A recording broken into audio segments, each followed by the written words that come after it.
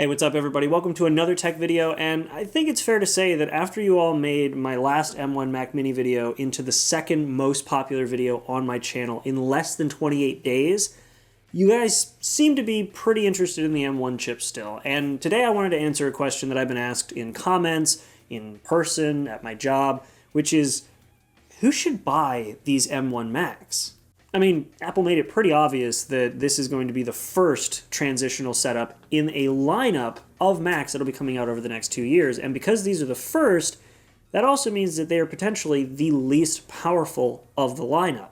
So who should buy the first and least powerful Macs in the lineup? Well, after spending several days trying out a MacBook Pro and a MacBook Air, and having owned two Mac Minis that I use literally on a daily basis, I've figured that there are about 5 different kinds of people who should get these M1 Macs.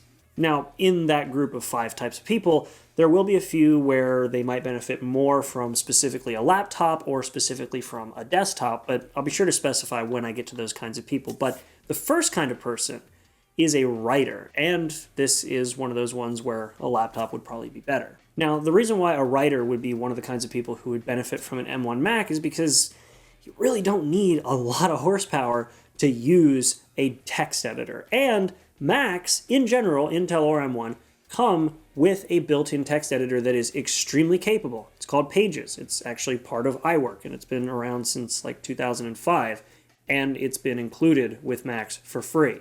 I'm looking at you, Microsoft. So it's already got a really great text editor, and courtesy of Rosetta, you can run your legacy text editors or Microsoft Office with no hiccups. On top of that, the MacBook Pro and the MacBook Air both have the improved and, in my opinion, incredible Magic Keyboard, which I use the Magic Keyboard case on my iPad, and I am so glad that they ditched those freaking butterfly keys. I've made many, many videos discussing my hatred of those keys. You can check out one of them right over there.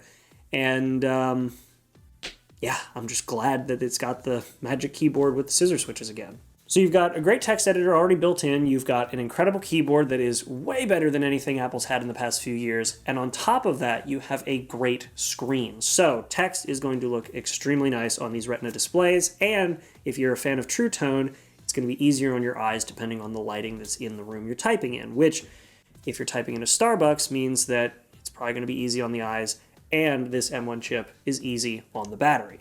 Yep, so if you don't like typing at home, which you really should be doing at this point during the pandemic, but if you do like to go out somewhere and type and you find a place that's still open, you can take these out and get roughly 18 hours of battery life on the MacBook Air or about 20 hours of battery life on the MacBook Pro, which is insane. That is almost to the level of new battery technology, and I'm impressed. 20 hours of battery life meant that in the time that I played around with the MacBook Pro, I never actually charged it. By the time I brought it back and returned it to the person that I was borrowing it from, I plugged it in when I first got it and handed it back to them 4 days later, having not charged it once. That's amazing to me. And lastly, the lack of ports on these Macs I don't think is really going to be an issue for a writer because, number one, documents don't take up that much space, so it's not really like you need any external storage. And two, documents don't take a lot to transmit wirelessly, so you can send files wirelessly to somebody. And in a worst case scenario, everything's cloud-based anyway, so you can just save it out to the cloud and download it on another machine by simply logging into your Office or iCloud account. So yeah, first person I would recommend an M1 Mac to is a writer. The second kind of person on this list is an early adopter, for obvious reasons.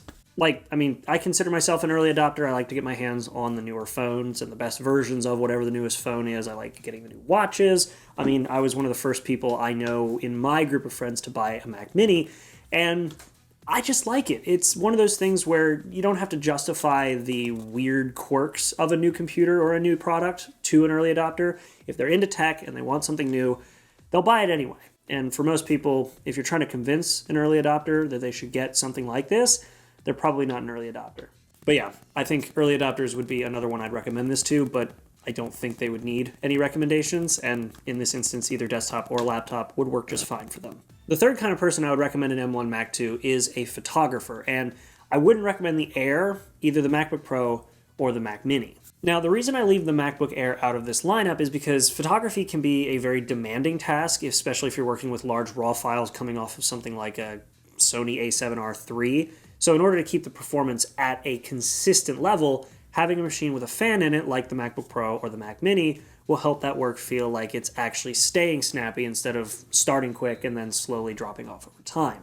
And in the case of the MacBook Pro, you can take that out in the field with you, and if you get the larger storage model, take a single USB-C to SD card adapter, slap it into the side of the computer, load all your photos into it in the field, and start editing right there and not have to worry about battery life, because, again, battery life on the MacBook Pro is amazing. The screen is also another plus for the MacBook Pro because it is a full P3 color gamut calibrated display, and it's also brighter than the MacBook Air while retaining that same Retina display resolution. The Mac Mini can be a little different when it comes to displays since it's a desktop and you can put your own displays on it. In my case, I bought two Dell HDR capable displays, which everybody asks what they are, so for anybody wondering, right there you go, that's the model, go look it up. I don't think they make it anymore, but I got it because it was HDR 500 calibrated and it allowed me to hand calibrate it myself. So that's a plus to the Mac Mini because you can hook whatever display up to it, and you can hook two displays to it instead of just one, like on the MacBook Pro. But yeah, either way, moving away from the displays, if you're looking to edit photos in the field and you want a color accurate and bright display and a battery life that will not let you down,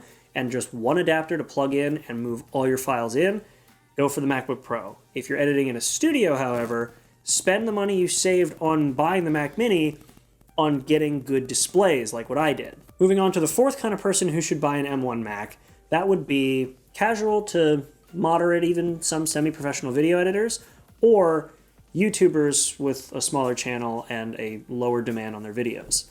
I know those are kind of weird qualifiers, but when it comes to people I personally know who do video work, they are either YouTubers or they are already people working in a professional industry editing on custom-built PCs and Adobe Premiere. And when it comes to professionals who do use Final Cut Pro and need something more powerful than the M1 Max, those would include the likes of MKBHD with his 8K raw footage, or almost any YouTuber shooting on a Red camera. I mean, people using 8K cameras for YouTube videos, that's already such a crazy concept to me anyway, but the quality's great, so who knows, maybe I should try throwing some 8K footage on these and seeing what they do, but maybe that'll be a future video, who knows. But anyway, the reason why I recommend that moderate to semi-professional level video editors and YouTubers with small demand on their video should use these Macs is because when you edit on an optimized piece of video editing software, these Macs fly. Like, I already did a video covering the M1 Mac Mini base and upgraded model versus my 15-inch i9 MacBook Pro,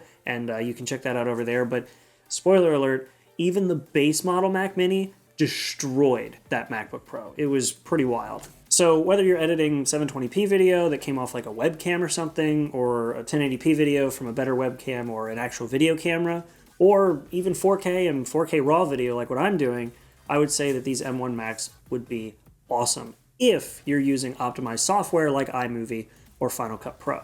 The only caveat I have to that recommendation is the same caveat that I made for the photography user, which is that I would recommend a Mac Mini or a MacBook Pro for this, and not the MacBook Air, because the Mac Mini and the MacBook Pro both have fans and maintain a more consistent level of power, whereas the MacBook Air is passively cooled and therefore will drop in performance to keep itself cool. You could do it, but I recommend something that can cool itself properly instead of something that will, well, slow down. But either way, if you're a video editor and you're not really working for a professional company and you want the versatility to work with 720p all the way up to 4K, I'd say one of these M1 Macs would be perfect for you. Just don't go too professional with it. And lastly, the fifth kind of person that I would recommend an M1 Mac to is somebody upgrading from an old Mac.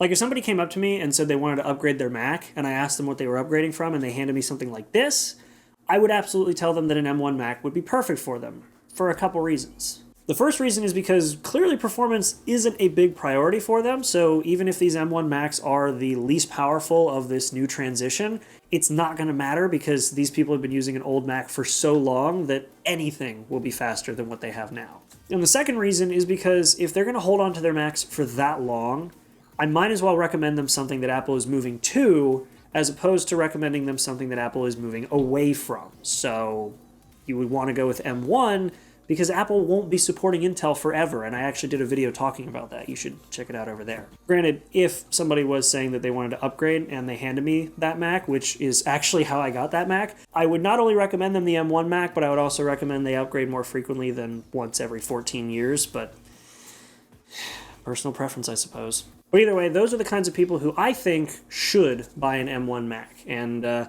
hopefully you guys got some information out of this video. Maybe you guys will blow this one up as well, I hope. It seems that you guys really like the M1 Mac coverage, and I'm more than happy to oblige. This is a really fun topic to cover for me, but either way, hope you guys enjoyed it. Make sure to like and subscribe. Check out the links down in the description if you want to join my Discord, buy some merch, whatever. Maybe help me buy a less squeaky stool. But yeah, either way, that's been it. Leave a comment letting me know what you guys think, if you guys can think of another kind of person you would recommend this Mac to, and apart from that, I'll see you guys in the next video. Make sure to be there and have a good one.